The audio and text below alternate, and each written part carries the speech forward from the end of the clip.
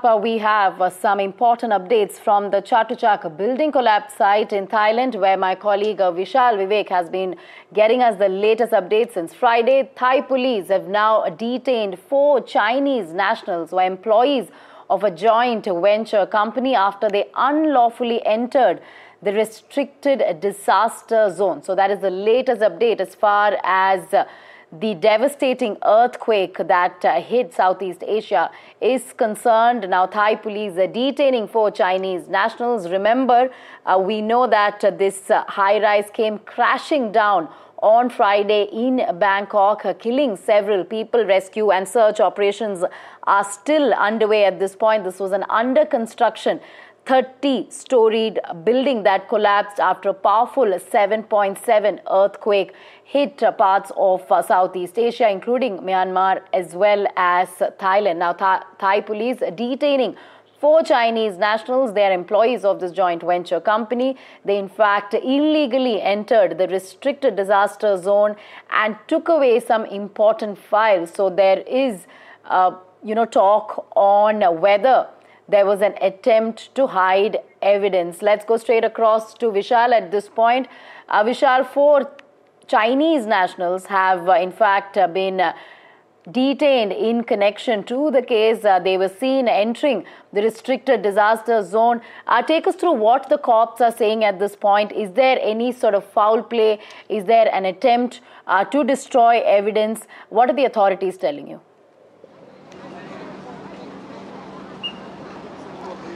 Well, that looks to be the case. As you pointed out, it seems to be a case of, people tampering with evidence here.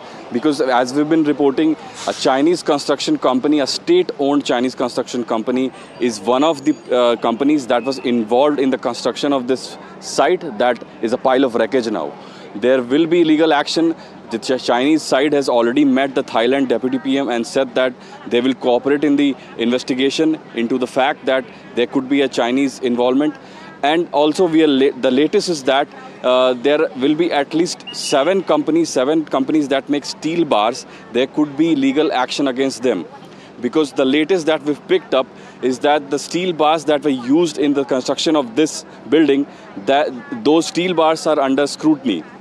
Because what happens is, in a situation like this, the steel bars, a good quality steel bar, wouldn't break. So that is exactly what happened. It was not a good quality steel bar, and as a result of the strong tremor, they broke. So that is what the authorities are saying. These are the local media reports are saying. So the focus has now shifted to the quality material, the exact quality material, the steel bars. What kind of steel bars were used? We've been reporting throughout since yesterday that there's a state-owned Chinese company that was involved in the construction, and also the fact that emerged later that at least 4 to 5 Chinese nationals have been apprehended by the local police here. They were trying to retrieve some documents, at least 3 dozen documents related to the construction of this site. It was an under construction site. It was supposed to be the state audit office, and it had at least 100 workers, construction workers inside. That is the official count. Some people have told me there could be as many as 400 people trapped under this rubble. That is not the official count though.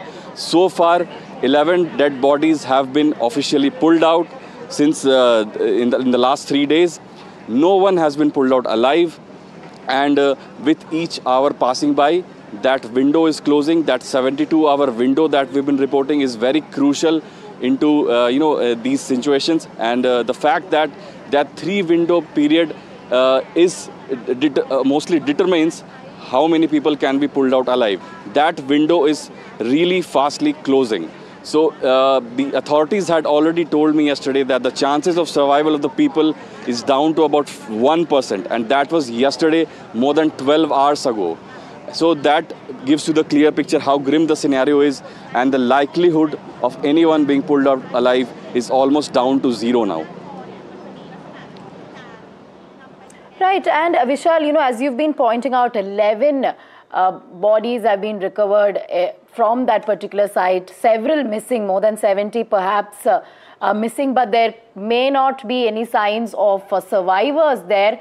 But take us through the agencies that are involved in the rescue and search operation at this point, and what kind of probe has been ordered as far as the collapse itself is concerned.